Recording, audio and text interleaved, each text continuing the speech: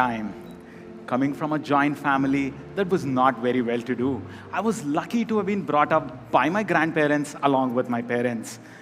A grandfather who was practical and logical, who always spoke about letting go of these three bad traits: jealousy, hatred, and greed.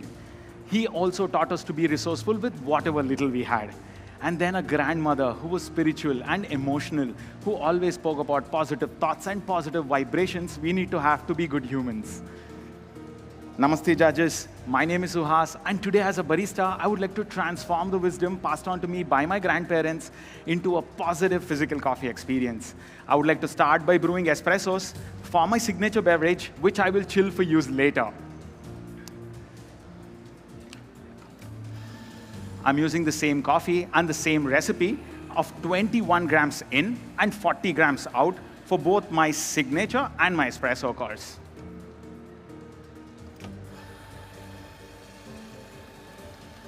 To grow as a human and to grow as a coffee roaster, I realized that I had to let go of jealousy and work with a coffee roaster who's more knowledgeable than I am. So I chose to work with Kemal from Archer's Coffee Roasters, UAE, who has roasted all the coffees that I'm using today. These coffees were roasted in a double-wall roasting machine by loading them at 180 degrees Celsius and unloading them at 208, with a total roast time of 11 minutes and a 13% development time. We found that this roast profile enhanced the natural sweetness of the coffee and brought out all of the bright, vibrant, fruity flavors of it. Now, judges, I request you to please take a sip of water from the glasses in front of you to prepare your palate for the espresso course. The espressos that I'm extracting now, I'll be chilling them using the Zoku chiller, which will reduce the temperature of the espressos to 20 degrees Celsius. As I found at this temperature, the flavor clarity to be at its highest.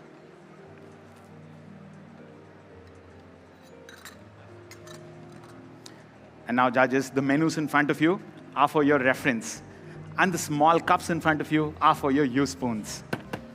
The green tip geisha varietal that I'm using for my espresso course and my signature course comes from a farm that needs no introduction, Los Alps from Janssen Coffee Farms, Chiriqui, Panama. The coffees are grown at 1,700 meters above sea level. I asked Kai Janssen, the visionary coffee producer behind this coffee, what made them so extraordinary. His answer was beautifully simple. He said, sometimes the greatest processes are the simplest ones.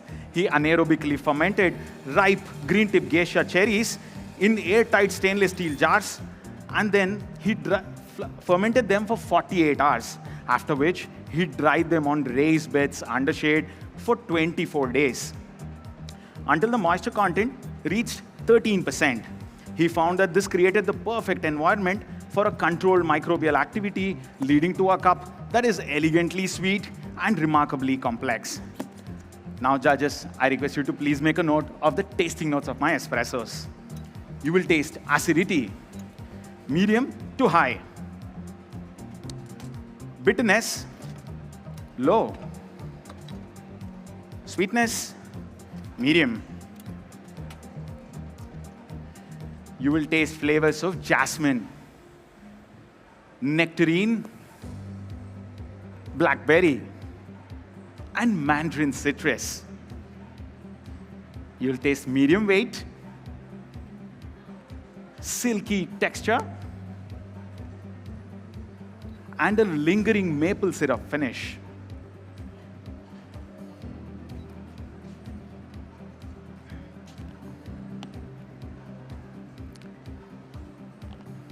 And now, judges, as I bring you these espressos, I request you to please wait for my instructions before you drink them. And please do not stir them. Please evaluate the crema and wait for my instructions. Now, I'll be passing vibrations of 348 hertz through my espressos using these tuning forks, which will create a small splash and agitate the polyphenol molecules and the aromatic compounds, which will encourage them to collide and bond together, leading to formation of larger molecular structures that push out the trapped CO2 in my espresso, in turn enhancing the overall tactile while reducing the acidity, enhancing the sweetness, and reducing the bitterness. And now, judges, I request you to please ignore the small splashes and enjoy the positive vibrations while I prepare your milk beverage. And again, please don't stir them. Please enjoy.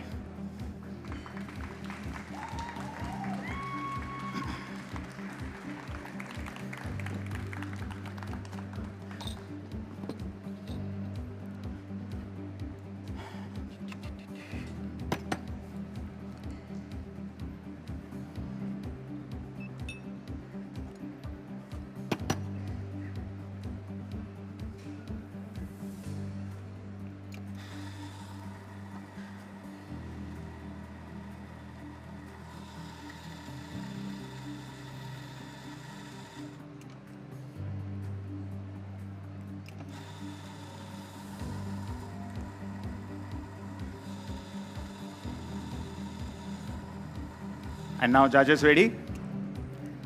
Judges ready?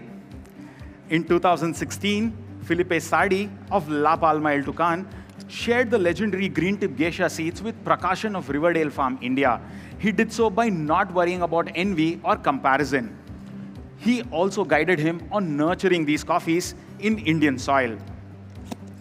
For my milk beverage, I'm using a 50-50 blend of two remarkable green tip geishas. The first one from La Palma El Tucan, Cundinamarca, Colombia, grown at 1,800 meters above sea level. And the second one from Riverdale Farm, India, grown at 1,400 meters above sea level.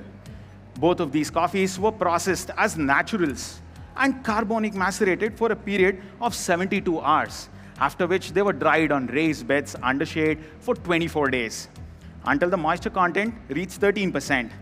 This processing method was chosen to enhance the fruity flavor notes of the coffees.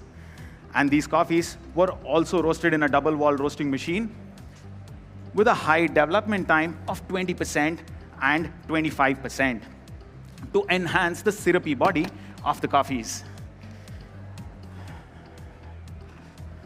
For my milk beverage, I wanted to highlight the clarity of flavors, but at the same time, wanted to give it a rich and indulgent mouthfeel, which I was not able to achieve with milk that had low fat content. So I used the milk separator that I built along with my team in India to separate a portion of the fat from the milk. I was able to achieve this by spinning the milk at high speeds in this device between these vibrating plates, where the heavier fat molecules moved outward and the lighter, sweeter milk solids concentrated in the center, both of them flowing out separately. I collected the milk that had the higher milk solids for my beverage today. For this, I used dairy milk from Czech Republic, from a brand called Milbok, that has 5% fat and 3.5% protein. To this, I added 10% of millet milk that is made of cereal grains that are abundantly found in India. I did this to soften the acidity and enhance the malty and nutty sweetness of my milk beverage. I'm steaming the milk to 52 degrees Celsius. As I found at this temperature, the fruity flavor notes of my espressos were further enhanced. And now, judges, when I serve you my milk beverage, I'll request you to wait for my instructions before you taste them. But however, please evaluate them visually. These cups that I'm serving you not only have amazing flavor, but they tell a story against hatred, and the spirit of generosity, mentorship, and collaboration in coffee. And now I request you to please make a note of the tasting notes of my milk beverage.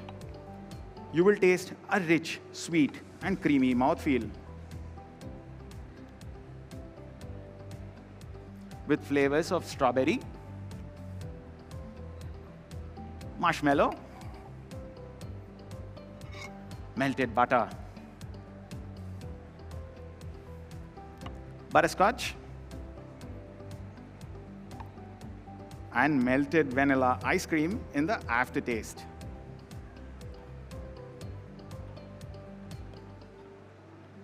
And now, judges, once I serve you all the 4 beverages, I request you to please stir them 10 times using the spoons in front of you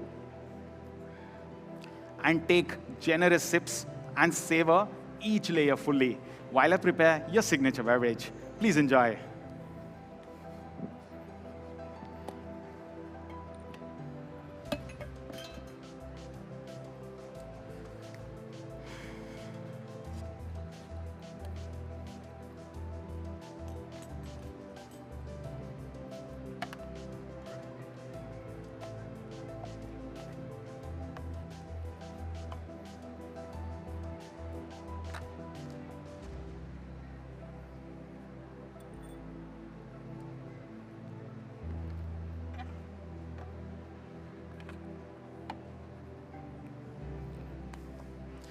And now, judges, ready for my signature beverage?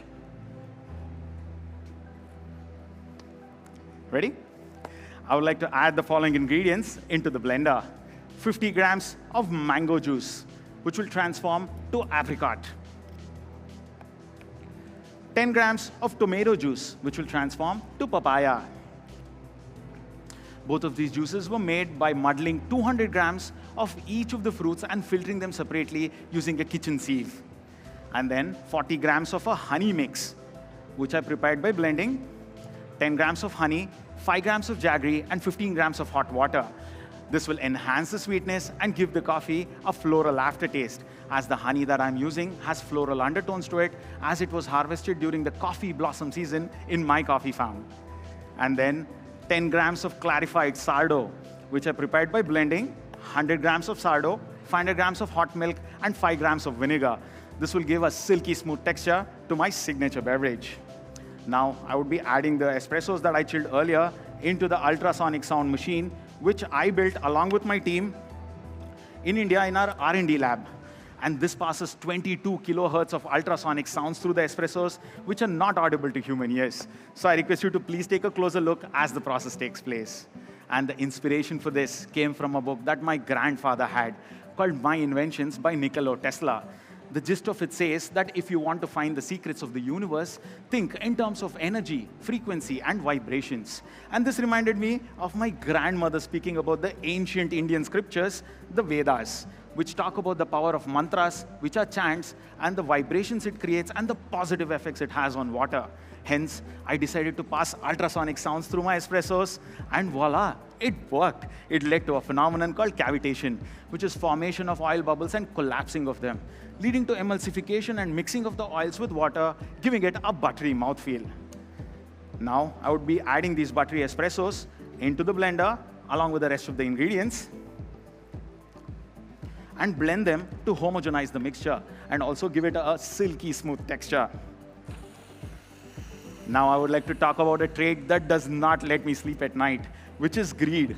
This trait makes me want more than that is needed. I had to let go of greed and open source the designs to my ultrasonic device, which is when creativity flowed back, and I was able to create the signature beverage.